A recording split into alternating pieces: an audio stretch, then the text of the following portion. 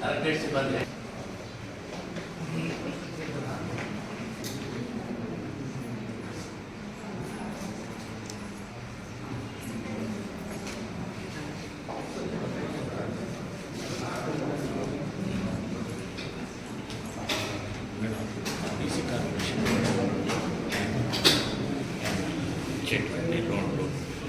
Bank linkage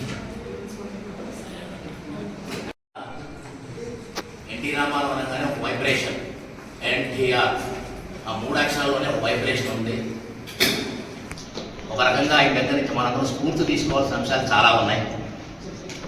ఆయన యొక్క discipline, ఒక మనిషి ఒక చిన్న కుగ్రామంలో పుట్టినటువంటి వ్యక్తి ఇంతింతాయి మటుడింతాయి నభో వీధి పైన అంతాయి అన్నట్టు ఎన్టీ రామారావు ఒక చిన్న కుగ్రామం నుంచి ఒక మహోన్నత శిఖరం దాకా ఎక్కినటువంటి ఆయన యొక్క ప్రస్థానం అనేది మనకు నిజమైన స్ఫూర్తి.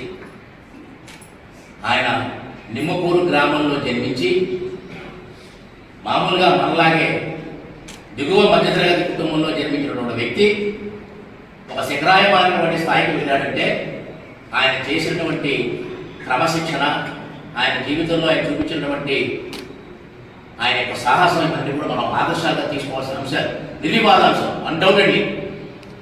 ఎందుకంటే ఒక మనిషి ఎదుగుదల, ఒక ప్రస్థానం అనేది అతని యొక్క కార్యసాధకతను బట్టి ఉంటుంది.